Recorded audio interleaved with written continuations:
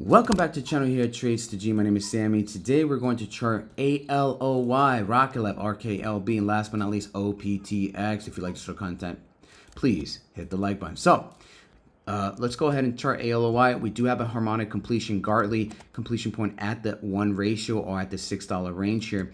And I want you guys to also take notice that we do have a nice concealing baby swallow set up here on the 3-day time frame on ALOY. And the reason why this is important is because this is normally a 4 or 5 day candle structure. And when they do complete on the 5th or 6th candle, I start looking at a potential reversal bounce here, because the reason why this is important is because this candle here, this middle candle here, you had bulls that are trapped.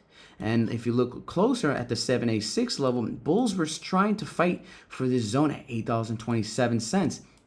And price action being the market being frothy as he is, bears took suit and rallied more, continuation to the downside. But the good thing is that we do have a harmonic completion zone here at the $6 range, adding confluence that once we completed this concealing baby swallow 4 or 5 day structure, well, at some point the exhaustion to the downside will will slowly dissipate, and the exhaustion level will showcase that in the next candle. We will start looking for a potential reversal terminal candle on a chart. And another thing I want to note is at the 1 ratio, the $6 range, this area was so important that we had a bunch of resistance support, bulls stepping in and bears fighting tooth and nail, and finally the bulls took hold in this area back in November 20th, and price rally. And again, we have a harmonic completion. We have a 4 or 5 day candle structure that actually printed on the chart. And now we start looking for a potential reversal once price action gets to that $6 range, which is roughly 14%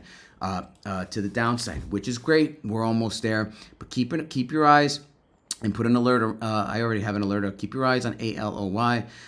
We're almost at the $6 range, and that is exactly where I want to see bulls step in and hopefully find some consolidation. And finally, but not least, turning onto your oscillators, we're below the center line on the relative strength. The negative DI on the 3-day time frame is pointing north, and the volume is dissipating. So just be patient with ALOY. We do have a range here that I am very interested in at $6, and that is an area where I will be paying close attention. Rklb, this one will be fairly easy. I want you guys to take note of something. If you turn on the 3-day time frame, ladies and gentlemen, Rklb is respecting this upward channel. It's a beautiful upward channel, and it's been respecting this high-end band, rejecting this high-end band. And then look at the lower end band here. We do have support 1, 2, and 3. Resistance lines 1, 2, 3, 4. But one thing to note is that during our current timeline, price action broke below that lower end band line, and thus it is now on this lower end band line. And why it's important is because we had a nice doji here and reacted at this lower end. Well, price action, you can see bulls were stepping in, nearing at this zone. We did have a doji candle set up, and then price action, bears took suit. But you did see a reaction. You got a wick at that lower end. So where am I going with this? Well, we are nearing another area of support at the 382. If you look left, price action was battling here. You can see, you can tell by the wicks that, hey, bulls rightfully were stepping at the $62 range at 382 level. Now, if it does break below the 382 level, we do have another secondary support here at that $57 range. So keep your eyes between this zone, this nice little box here. Unfortunately, the market is not giving us that momentum to the upside. Market is a little bit frothy, and pay close attention that the high beta games or the high beta names are really taking a larger hit because of that. Now, moving on to the oscillators, again, it's the bear continuation rally does seem to elude the overall price action. The relative strength just continues to tell me that this is not looking this is not telling me any reversal setups yet. I'm not seeing any bullish divergences. The 3-day time frame on the DMI oscillator continues to tell me that, hey, we might actually have more bearishness.